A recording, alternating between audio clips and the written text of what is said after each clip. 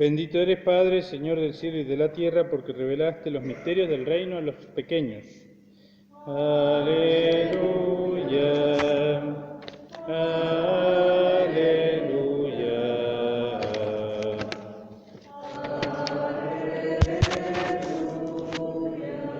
El Señor esté con ustedes.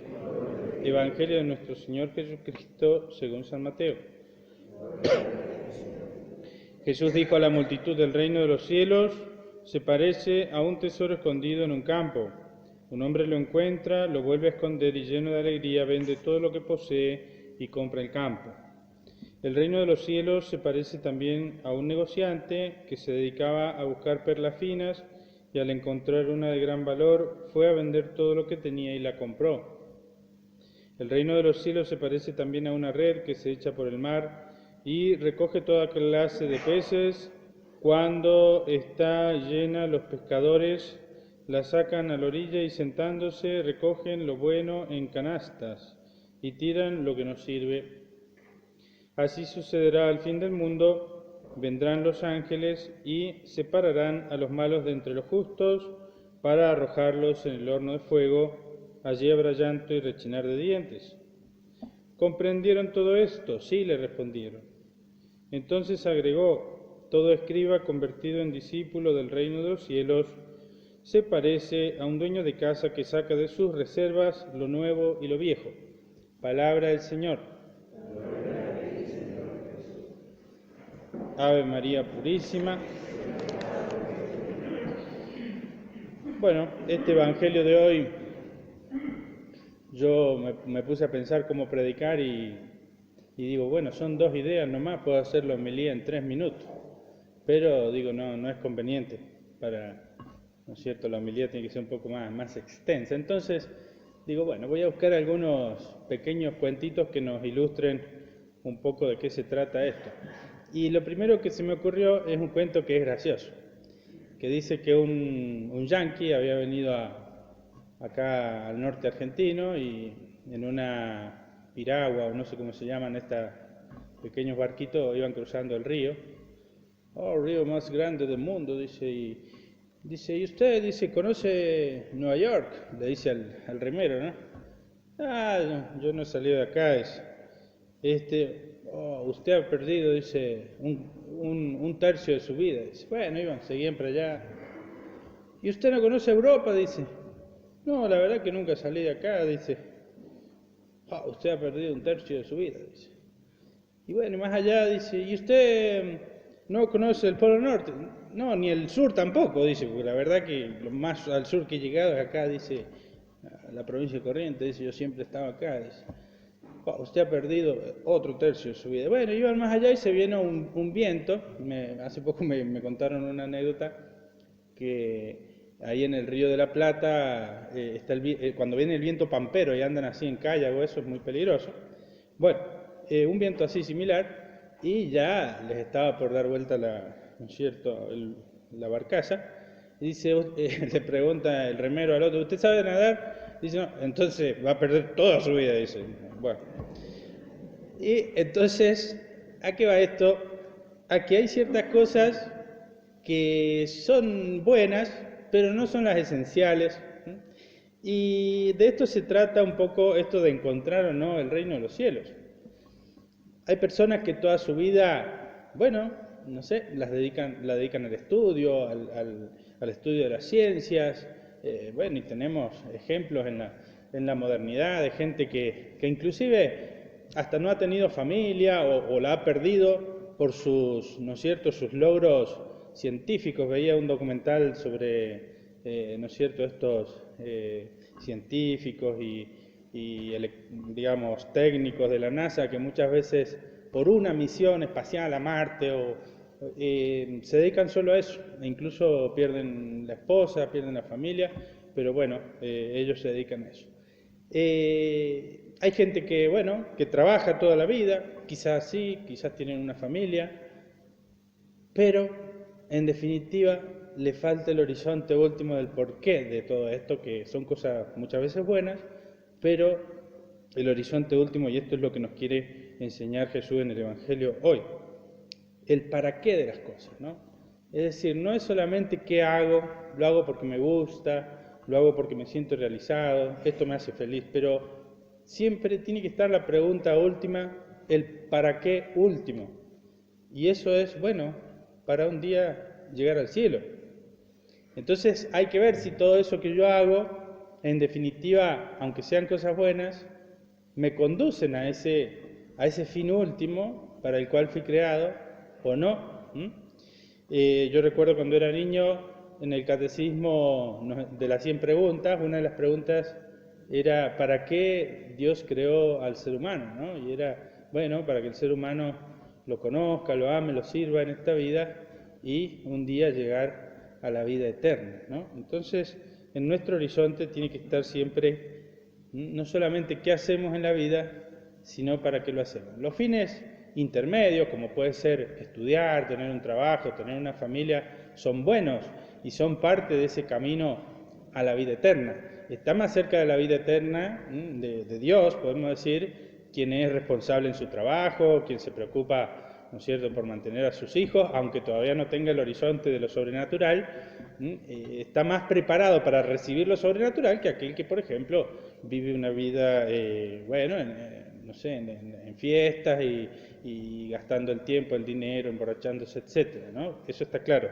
Pero inclusive aquel que lleva una buena vida, como nosotros solemos decir, es una buena persona, es un buen tipo. Lo de las mujeres no se puede decir en la iglesia, bueno, es una buena mujer, tenemos una palabra nosotros así en argentino, bueno, pero acá no lo vamos a decir. Pero no es suficiente ser un buen tipo para ir al cielo. Digamos, hay que tener esta perspectiva sobrenatural y realmente dirigirnos conscientemente a la obtención del reino de los cielos, ¿no? Y por eso Jesús lo compara con este tesoro que está en el campo y que alguien lo encuentra por casualidad y dice, vende todo lo que tiene y compra el campo. O esta perla preciosa que un buscador de perlas encuentra en un mercado, dice, vende todas las demás perlas y todo lo demás que tiene para comprar esa perla preciosa, ¿no? Bueno, ¿qué pasa cuando nosotros llegamos a encontrar el reino de los cielos? Porque, bueno, quizás en nuestra vida hemos tenido una primera conversión, hemos encontrado el reino de los cielos, pero claro, está toda la vida para terminar de conquistarlo. Pero también está la posibilidad de perderlo. De hecho, es lo que le pasó a los judíos cuando salieron de Egipto, que, bueno, vieron los prodigios de Dios, Dios abrió el mar para que ellos puedan cruzar, pero en un momento renegaron. Deseaban comer, dice la Biblia, las ollas, de esas ollas de carne y cebolla y ajo que había, no sé si había ajo, pero carne y cebolla sí, que había en Egipto, y dice, ¿por qué nos trajeron acá a Moisés y a Dios? Se renegaron y decían, ¿por qué nos trajeron para morir de hambre acá en el desierto? ¿No? Siempre está esa tentación. Es decir, ellos en Egipto eran esclavos del faraón, no eran un pueblo soberano ni libre, ni tenían tierra. Cuando salen de Egipto van camino a la tierra, pero van por el desierto y en el desierto las cosas se complican, pero van en camino de salvación. Y sin embargo quieren volver a la esclavitud de Egipto porque les está costando bastante, ¿no es cierto?, sostener esa vida sacrificada en el desierto. Y me parece que expresa muy bien también lo que es la vida humana y cristiana, cuando al inicio de nuestra conversión nosotros tenemos grandes fervores. Hay gente que hace retiro y les recomiendo que lo hagan, y eso es muy bueno, hacer retiro de curtido, retiro ignaciano, de las antulas, bueno, de las mujeres. Es bueno. Pero también pasa que a veces está ese fervor inicial de la conversión y después, en el camino, las personas se van como desinflando. Y bueno, lo dijo Jesús en una parábola, ¿no? La semilla que cae en tierra poco profunda y apenas vienen las primeras dificultades, persecuciones, pero el reino de los cielos se sucumbe en la fe y se abandona la práctica de la fe. Bueno, nosotros hemos sido tocados por el Señor y creo que ciertamente, bueno, debemos, a pesar de las oscuridades, a veces de las dificultades de la vida y de la vida cristiana y de las exigencias, seguir adelante. Porque ¿qué pasa? A veces creemos que por ser cristianos tenemos cruces peores que las que tienen los demás. Pero ¿saben qué? Llevar la cruz con Cristo es una cruz salvadora. Pero qué pesada es una cruz sin Cristo. No sé si ustedes han visto sufrir alguna cuestión humana o lo que sea a una persona que no tiene absolutamente fe. Es desesperante porque no hay un horizonte, no hay un sentido. Por lo menos los cristianos le damos un sentido a las cosas, incluso a las peores, las cuales las tomamos, bueno, si Jesús sufrió, padeció para salvarnos, yo también puedo ofrecer y unir mi sufrimiento, sea físico, moral, espiritual, unirlo a Cristo, ¿bien? Por eso, qué lindo es tener fe y cómo hay que agradecer la fe, porque la fe nos sirve para los buenos momentos, pero también nos sirve mucho para los malos momentos. Entonces, bueno, seguir adelante a pesar de las dificultades, y el Señor nos da los medios de la oración, de los sacramentos. Miren, hasta Cristo ha dejado remedios para nuestros males morales. Los males morales son nuestros errores, son nuestros pecados, nuestra mala decisión. Hasta ha dejado Cristo un sacramento que es el sacramento de la penitencia, donde el sacerdote, sin cobrarnos un peso, nos escucha y nos da el perdón de los pecados. Yo creo que nada se puede comparar, ninguna ayuda psicológica o lo que sea, se puede comparar al alivio espiritual que produce el perdón de los pecados de parte de Cristo a través del sacerdote, y tenemos también ese beneficio nosotros los cristianos, los sacramentos. Una persona que tenga muchas dificultades psíquicas, morales, relacionales con las personas, va a un psicólogo y bueno, el psicólogo lo va a ayudar en cuanto pueda, en cuanto a lo humano, pero solamente el alivio que produce, por así decirlo, vomitar los pecados y que el sacerdote los perdone y esos pecados se disuelven en la misericordia de Dios, en el fuego infinito de la misericordia de Dios, bueno, eso no tiene comparación ni con el mejor psicólogo o psiquiatra del mundo. Bueno, hay un par de ejemplos de personas que han dejado todo por el reino de los cielos. Uno de los ejemplos se celebró hace un par de semanas atrás a San Bruno, o quizás más de un par.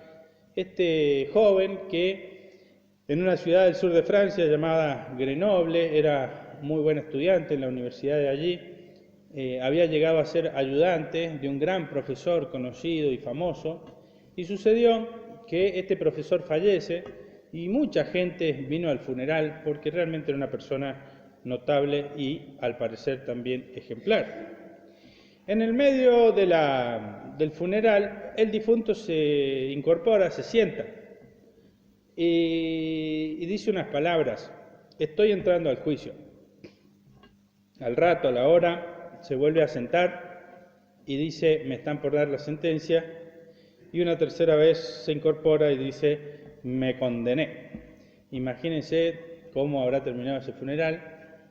San Bruno, de hecho, se retiró solo a unos 60 kilómetros de la ciudad de Grenoble, a un lugar donde empezó a hacer una vida de oración y penitencia. Y allí, ya después, con el tiempo, algunos se le agregan, y así se funda la comunidad de los cartujos, que existen todavía. Aquí en Cruz del Eje, en Argentina, existe una cartuja. Vendría siendo el monasterio más riguroso de todo el mundo, porque los cartujos yo creo que no salen ni al médico, no sé bien cómo es, pero yo visité la cartuja de Grenoble cuando estudiaba en Europa y de hecho no pudimos ni hablar con ninguno de los cartujos. Hay un documental, entre paréntesis, por ahí dando vuelta, que se llama El Gran Silencio. Cuentan que un productor de cine fue a hablar con el abad y le dijo si podía lo dejaba entrar al convento a filmar la vida de ellos. Y el abad le dijo: bueno, ya te voy a responder. Y le respondió después de 16 años, le respondió. Y esos 16 años ¿no es cierto? Y le dice: bueno, vení, estamos preparados. Y entonces entró al convento y filmó allí 400 horas, ¿no es cierto?, de documental, que después las redujo a 2 horas o 3, que uno puede ver. Y ahí está la vida de estos monjes cartujos, ¿no? Bueno, ese es un ejemplo. Otro ejemplo, el de Francisco de Borja, que era cortesano de una reina de España, y esta reina falleció y la tenían que trasladar, porque así era en la antigüedad, de un lugar a otro, muerta, en el cajón. Así que todo una peregrinación de muchos días con un cajón hacia donde tenía que ser su sepultura definitiva. Este señor acompañó el cajón todo el viaje, pero cuando llegaron ya a un lugar, se tenía que hacer, como era antes, e incluso ahora también se hace, el reconocimiento oficial de que esa persona era la que decían que era. Y abrieron el cajón. Y claro, ya esta mujer había sido reina, pero llena de gusanos. Y entonces aquella célebre frase de Francisco de Borja, que era un hombre casado, y que dijo así: de ahora en adelante no serviré más a un personaje, a una persona que se pueda convertir en gusanos. Y después de enviudar al tiempo, él se hace jesuita, un sacerdote jesuita muy importante. Bueno, ¿qué quiere decir esto? No es que ustedes tienen que salir de la iglesia y bueno, ahora dejo a mi mujer todo y me voy a misionar a África. No, cada uno tiene que ver en su propia vida, encontrar el reino de los cielos en su vida cotidiana. ¿Qué significa para mí el reino de los cielos? Y eso es bueno que hagan este ejercicio. A ver, ¿dónde a mí se me presenta el reino de los cielos?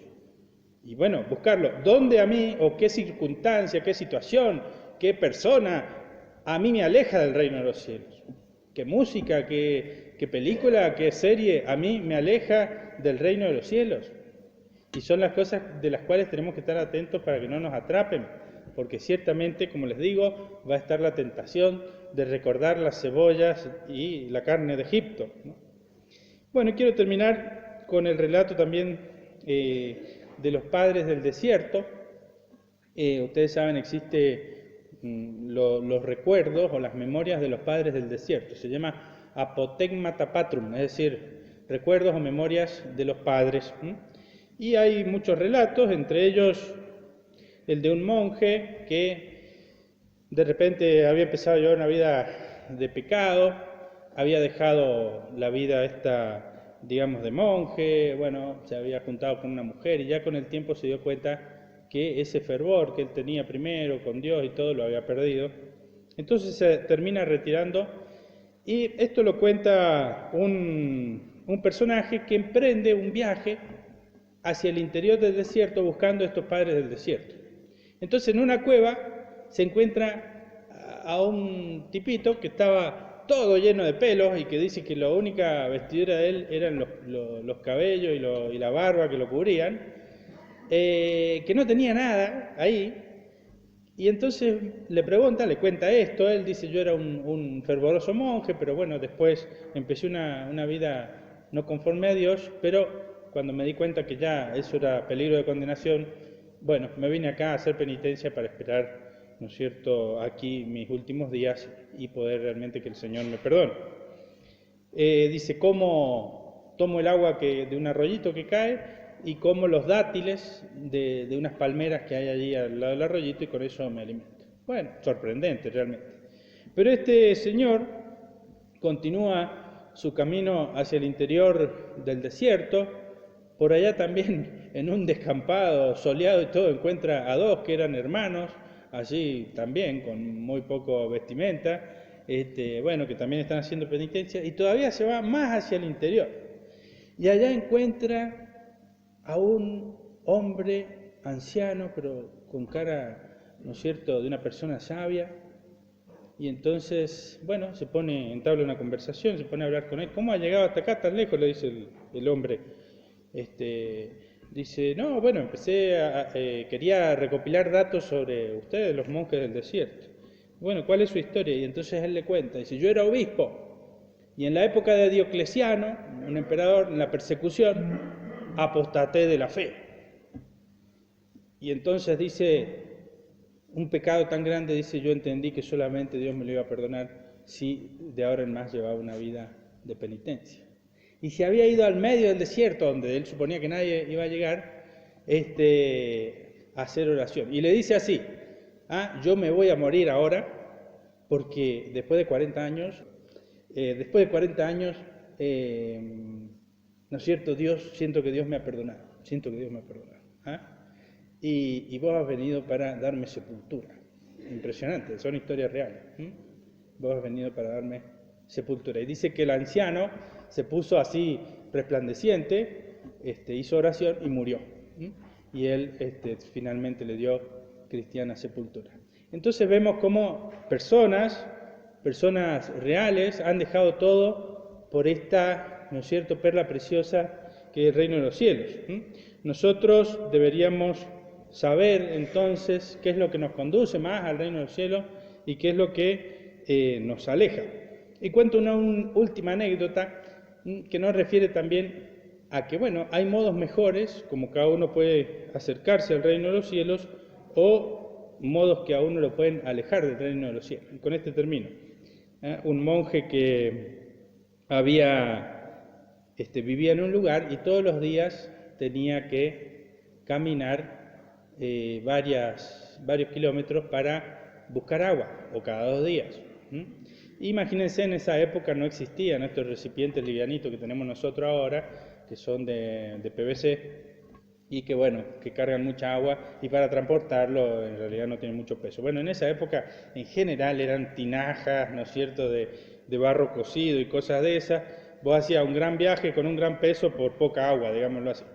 Entonces el monje dice, voy a hacer mi ermita más cerca del pozo, así no tengo que caminar tanto. Este es medio gracioso. Entonces, bueno, se fue caminando, y cuando iba a empezar a construir la ermita, miró para atrás y vio que los pasos de él se convertían en pasos de oro. ¿Y saben qué hizo? Desarmó la ermita y la hizo más lejos del pozo. Así que, bueno, ahí tenemos un ejemplo de uno que vio cómo podía optimizar inclusive su cercanía al reino de los cielos. En vez de hacer la ermita más cerca del pozo, la terminó haciendo lejos del pozo, porque se dio cuenta que esa caminata le agradaba a Dios. Cada uno de nosotros debe ver cómo mejor puede agradar a Dios, cómo mejor puede encontrar y conservar esta perla del reino de los cielos. Ave María Purísima.